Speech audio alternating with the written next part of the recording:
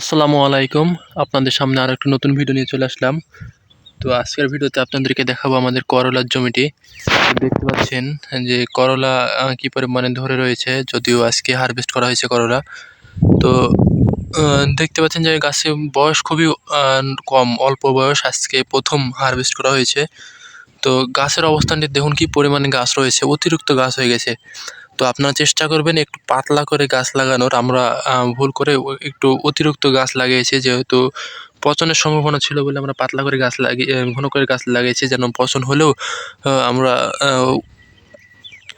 গাছের সংকটে না পড়ি। তো দেখতে পাচ্ছেন যে অনেক গাছ পরিমাণ দেখুন, প্রচুর পরিমাণে গাছ হয়ে গেছে। সেই জন্য করলা একটু সাদা, যে আপনারা জানিয়ে থাকবেন যে অতিরিক্ত গাছের জন্য করলা সাদা হয়ে যায়। তো করলা সাদা বর্ণের হচ্ছে। তো যদি জাত জানতে চান, এটা আমাদের বাড়ির জাত, নিজস্ব জাত। এটা বাজার থেকে কিনতে পাবেন না, এটা বাড়ির থেকে তৈরি করা। তো আরও অনেক রকমের জাত আমরা লাগিয়েছি অন্য জমিতে, যেমন দুর্বার বা অন্যান্য যে জাতগুলো রয়েছে, সেই জাতের যদি ভিডিও দেখতে চান অবশ্যই কমেন্ট করবেন। আমরা সেই জমিতে গিয়ে আপনাদেরকে ভিডিও দেখাবো ইনশাল্লাহ।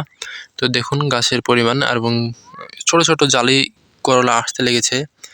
ঠিকভাবে হয়তো আর দেখাতে পাচ্ছি না, তবে ভালো পরিমাণে করলা হবে বলে আশা করছি আমরা। আর গাছের অবস্থান খুবই ভালো, কারণ এই বছরে বৃষ্টি এবং রৌদ্র মিশকোষ ভেবেই হয়েছে বিধায় গাছের অবস্থাটি খুবই ভালো রয়েছে। আর আপনাদেরকে গাছের সম্পূর্ণ ভিডিওটি দেখাচ্ছি, দেখুন কি পরিমাণে গাছ রয়েছে, উপর থেকে দেখাচ্ছি।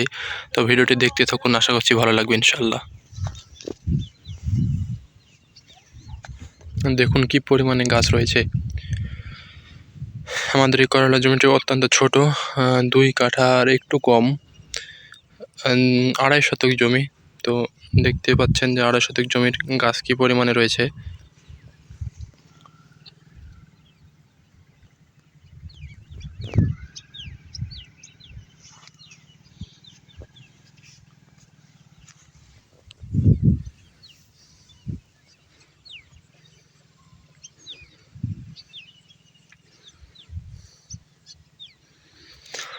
তো গাছ অনেক হলেও আমরা করলা প্রথম আজকে সংগ্রহ করতে পেরেছি, কেননা অতিরিক্ত গাছ হয়ে গেছে আমাদের জমিতে এবং ফলন অনেক পরে এসেছে।